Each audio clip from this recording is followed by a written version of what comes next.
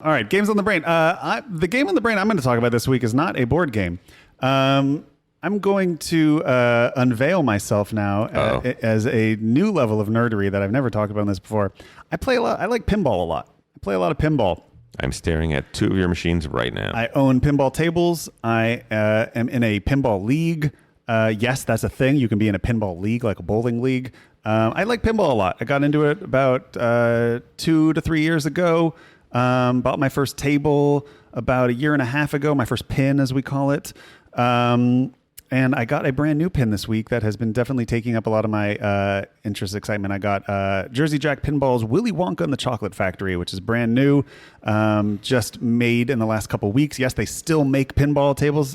You can buy a lot of old ones, but there are a couple companies today that still make brand new ones with exciting new technology. I own two from Jersey Jack, which is sort of a artisan pinball company. Sort of a niche hobby. They're sort of high-end. The Cadillac of pinballs, if you will. I own a Hobbit. Would you call them the Splotter of pinball? Potentially. I mean, they definitely make more complicated pinball games, which I like. So there are. I'll just give you my 2-minute spiel on pinball. Pinball is a lot more rules-based and strategic than you may think. There is definitely a huge amount of dexterity involved in pinball and flipper skills and things like that you have to learn to do.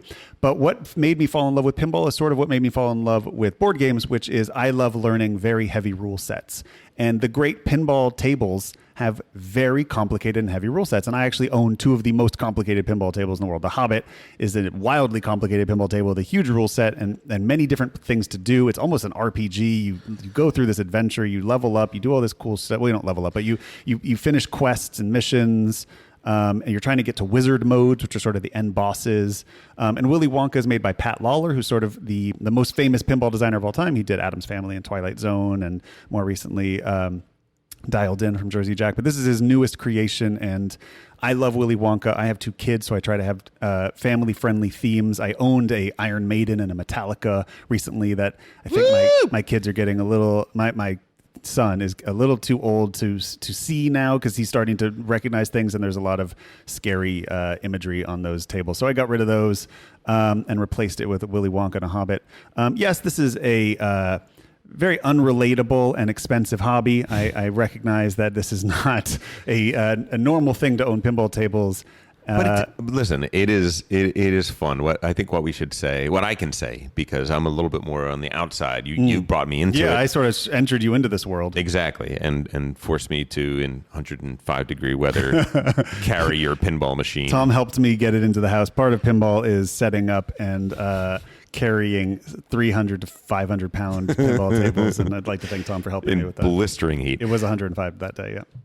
But I remember playing pinball when I was younger, and I enjoyed it. But having played the machines that are out now, the good machines that are out now, it really is almost like they had their own Euro revelation. They did. They have these games are complex and deep, and you have to strategize. You trap that ball, you hold on to it, and you think, okay, I need to go up that ramp, I need to hit that target, and that's going to unlock this mode. And then the best thing I can do is to do this. But if I do that too soon, then I can't get this bonus. So there's actually a lot of strategy. It does not feel that different than a real-time strategy game in some ways. Mm-hmm, totally, yeah. And then there's tournament strategies, and then just like thematic strategies where you're trying to get farther in the game to see more things. I mean, when these pinball tables, if you haven't seen modern pinball tables, these have 27-inch LCDs,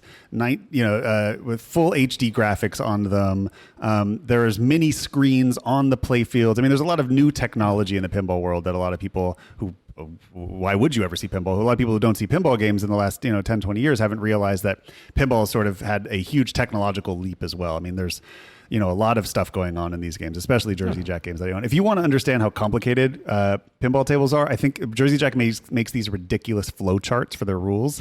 Google Willy Wonka and the Chocolate Factory, Jersey Jack pinball flow chart. And if you look at that, you will see why a board gamer loves pinball, because the flow chart that explains the rules looks like a coin series rule book. I mean, it's absurd. It is not just for sex offenders anymore. Everybody can play can play pinball games now. Man. But yeah, so I've been very into Willy Wonka. I'm playing that a lot this week and learning it. And pinball's fun.